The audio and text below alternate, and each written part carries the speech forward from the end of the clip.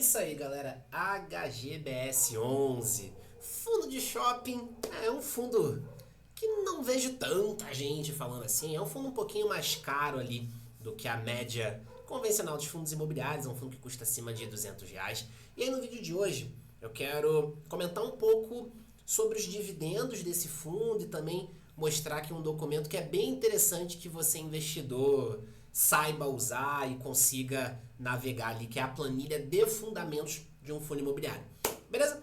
Mas antes de entrar aqui no conteúdo, quero pedir para você dar aquela força marota pro meu canal. Se você ainda não é inscrito, se inscreve aí, aproveita, deixa o seu like. Se você não quiser perder nenhuma novidade, já clica aí no sininho, beleza? E aproveito para comentar que na descrição desse vídeo eu deixei alguns links que podem ser interessantes para você. Estou deixando o meu formulário da assessoria de investimentos, estou deixando o meu curso completo de milhas e investimentos, tanto ações, fundos imobiliários, renda fixa, investimentos internacionais.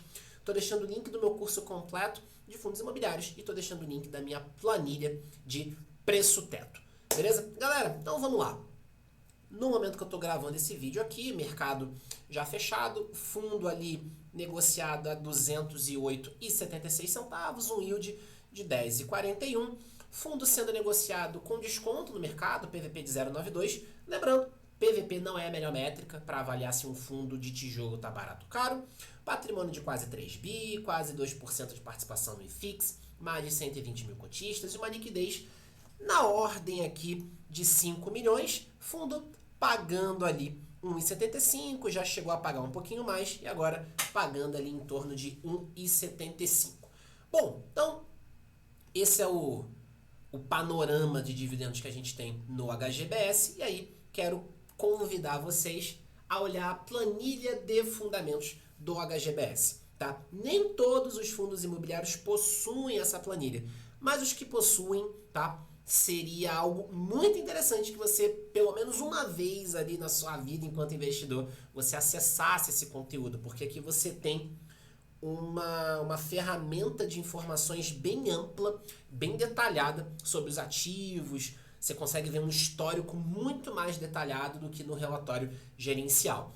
Beleza? Então aqui a gente tem na aba de portfólio todos os imóveis que o HGBS tem participação, seja com o imóvel, seja via fundo imobiliário.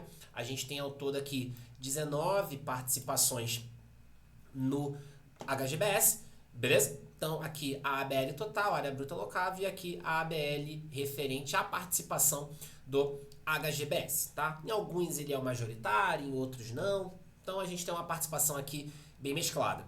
Boa exposição aqui em São Paulo, como a gente pode ver, tem uma exposição na região norte, tem na região sul, tá? Mas só que majoritariamente a exposição aqui é em São Paulo. E aí a gente tem um pouco aqui de indicadores operacionais. Então aqui a gente tem um histórico de vacância, que eu estou pegando dos últimos 12 meses, mas se você quiser pegar, se você consegue ver a evolução por trimestre de cada ativo que o fundo tem em exposição. Tá? Então a gente consegue ver aqui, ó, estou fazendo uma análise bem maior do que a gente tem no relatório. No relatório a gente tem no máximo 12 meses.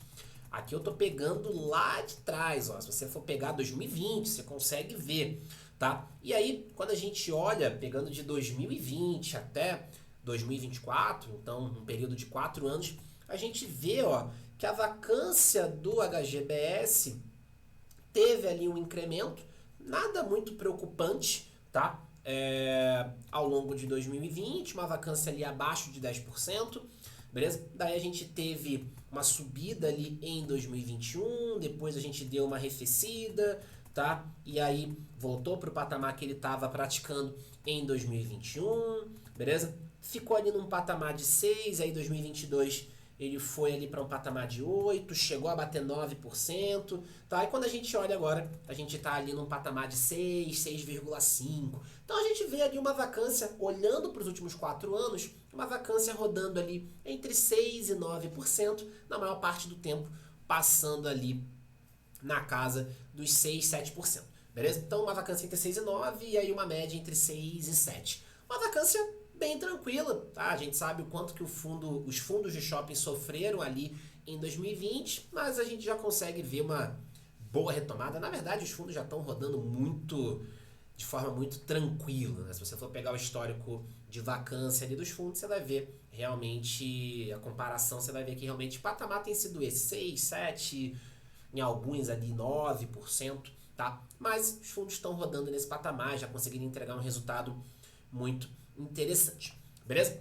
E aí vem um ponto, tá, que eu falei lá no início do vídeo.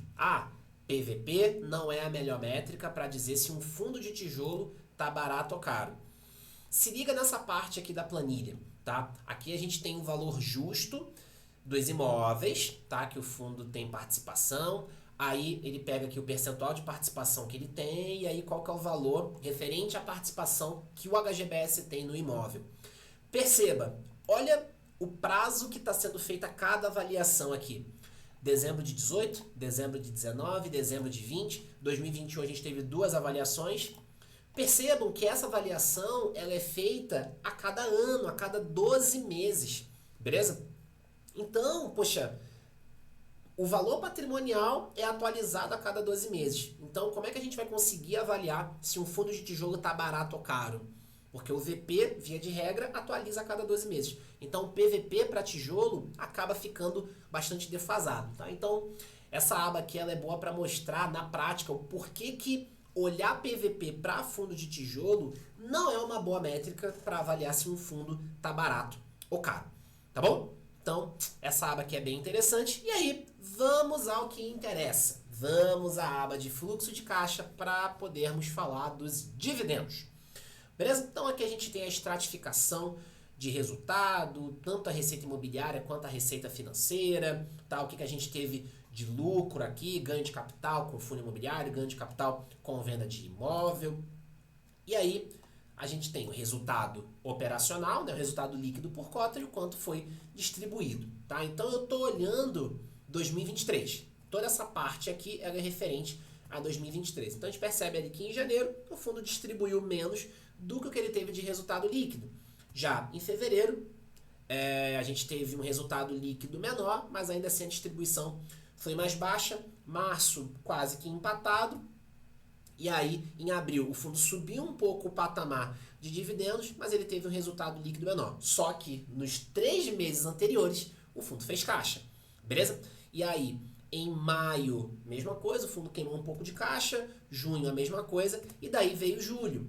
Tá? O fundo teve um ganho de capital aqui com venda de fundo imobiliário. E aí ele teve um resultado não recorrente, teve um lucro nessa operação, teve um resultado líquido de 2,30 e distribuiu 1,55. Então ele teve um baita ganho de caixa, fora o que ele também tinha feito de caixa nos 3 primeiros meses de 2023.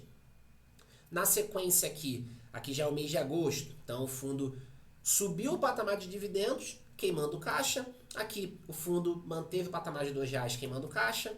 Aqui ele manteve R$2 queimando caixa. Aqui em novembro ele já teve ali mais um ganho de capital com fundos imobiliários. Teve um resultado de 2,26, distribuiu R$2. Aqui em dezembro ele teve um ganho de capital com fundo imobiliário também. E aí ficou quase que no 0 a 0. Então percebam que o fundo começou 2023 fazendo caixa, depois ele queimou um caixa para subir o dividendo, depois ele teve uma entrada de lucro ali por conta de venda de fundo imobiliário, daí ele conseguiu subir o patamar de dividendos, queimando caixa. Então perceba que o fundo ele teve ali essas oscilações de resultado líquido, mas teve uma parcela não recorrente ali forte ao longo do ano, tá? Quando a gente olha para 2024, e daqui a gente tem a consolidação até maio, tá? O que a gente percebe?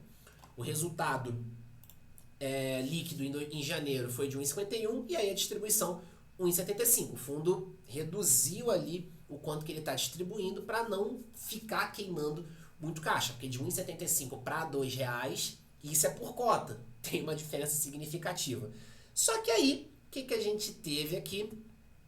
Fevereiro e março, a gente teve ganho de capital com venda de imóvel. E aí, realmente, o lucro que a gente teve na operação e aí o resultado não recorrente foi bem alto. Então, o resultado líquido, a gente observa aqui, né? 2,74 para o HGBS em fevereiro, 2,87 em março, tá? E aí o patamar de 1,75. Então aqui a gente teve um caixa de praticamente R$ 1,99 e aqui um caixa de 1,12, beleza? E aí isso acaba trazendo muita tranquilidade para o fundo para poder manter esse patamar de 1,75, tá? E daí usar esse caixa que ele construiu.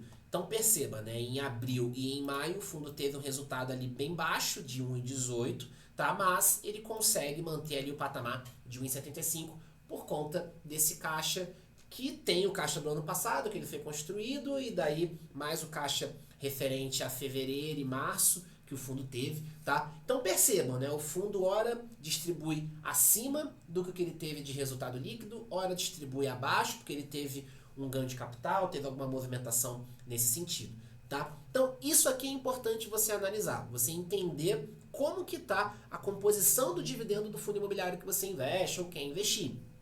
Esse dividendo está sendo suportado por caixa? Não. É só operacional? Não é? O fundo está distribuindo. Qual que é o histórico de distribuição? O fundo está distribuindo acima do operacional há bastante tempo? Não está? Como é que tá? É importante você olhar para isso. Por quê? Se o fundo está queimando caixa para manter o dividendo, isso vai forçar ele a fazer muita gestão ativa, ou seja, vender participações que ele tem para poder levantar dinheiro e manter o dividendo. Se ele não conseguir vender esses imóveis, vender as suas participações para ter gestão ativa, o que vai acontecer com o dividendo? Vai diminuir, porque o caixa diminuiu. Não existe caixa infinito. O dividendo vai diminuir. E aí, a gente tem todo o estresse no mercado, aquelas incertezas, e aí o fundo desvaloriza. Tá? Então é importante entender como que está a composição do dividendo ali nos fundos imobiliários que você investe. Beleza? Galera, então era isso que eu queria trazer no vídeo de hoje. Espero que você tenha gostado, espero que você tenha entendido aqui o conteúdo. Reforço os pedidos que eu fiz no início. Deixa o like, se inscreve, clica no sininho caso você tenha interesse em algum material. Os links estão aqui na descrição do vídeo, incluindo o link para minha assessoria aqui na XP.